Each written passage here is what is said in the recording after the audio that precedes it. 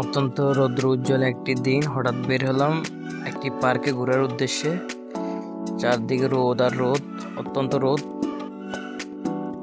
পার্কের ভিতরে আস্তে আস্তে এন্ট্রি করলাম। ভিতরের দিকে শুধু অনেক ফুল দেখা যাচ্ছে, ফুল আর ফুল।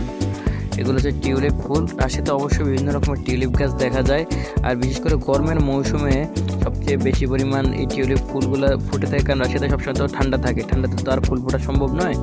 আর রাশিয়ার মাটি এতটা উর্বর যে এখানে যে কোনো ফুল লাগান, যে কোনো শাক সবজি লাগান, সব কিছু অত্যন্ত মাটি উর্বরতার কারণে অত্যন্ত সুন্দরভাবে হয়। চারদিকে পরিবেশ অত্যন্ত সুন্দর। একটা মহিলা, একটা কুকুর বাচ্চা একটা কবুতরকে দেখে চিল্লাইতেছে। পুরো পার্কটা অত্যন্ত সুন্দর, সবকিছু সবুজে ঢাকা গেছে অলরেডি চারদিকে। কারণ আমি কিন্তু আগেই বলছিলাম যে রাশিয়াতে ওই গাছপালা প্রকৃতি এক সপ্তাহের ভিতরেই দেখবেন সবকিছু সবুজ হয়ে যাবে, আর তাই হয়েছে। দেখুন সবকিছু সবুজ হয়ে গেছে ইতিমধ্যে, সব দিকে সবুজ আর সবুজ, দেখতে খুব আসলে মনোরম লাগে। আর বিভিন্ন গাছে তো বিভিন্ন রকম ফুল, এই দেখুন এই গাছগুলোতে সাদা, গোলাপি বিভিন্ন রকম ফুল আছে। মানুষ এরকম ফুল নর্মালি, এগুলো আপেল গাছের ফুল। সাদা কালার ফুলের থেকে বেশি সুন্দর লাগে গোলাপি গুলা।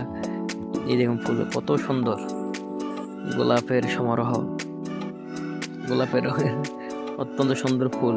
ফুলগুলো দেখতে আসলে খুব সুন্দর লাগে। তার সাথে সাদা ফুল,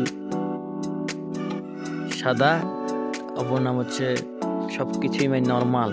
সাদা মানে হচ্ছে কোনো কাদা নেই, এরকম সাদা অবশ্যই সুন্দর লাগে। দেখো অনেক মানুষ এখানে আসে রিল্যাক্স করার জন্য, আসে এইখানে বসে থাকে, তাদের অবসর সময়গুলো কাটায় এবং বিভিন্ন ধরনের কাজ করে।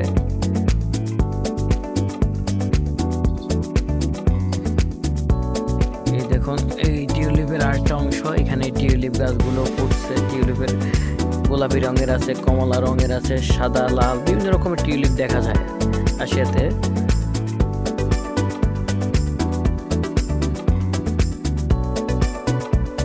এটা হচ্ছে গোলাপি টিউলিপ। এই যে দেখুন দুজন রাশিয়ান, তারা দুজনে টেবিল টেনিস খেলতেছে। অবশ্যই ঘুরে বের হলাম, বের হওয়ার পর রাস্তা হাঁটতেছি, ইতিমধ্যে সেইখানেও দেখতে পেলাম যে আপনার অনেকগুলো টিউলিপ ফুল রাস্তার ধারে সুন্দর করে সাজা রাখছে। আজ এই পর্যন্ত, আল্লাহ হাফেজ।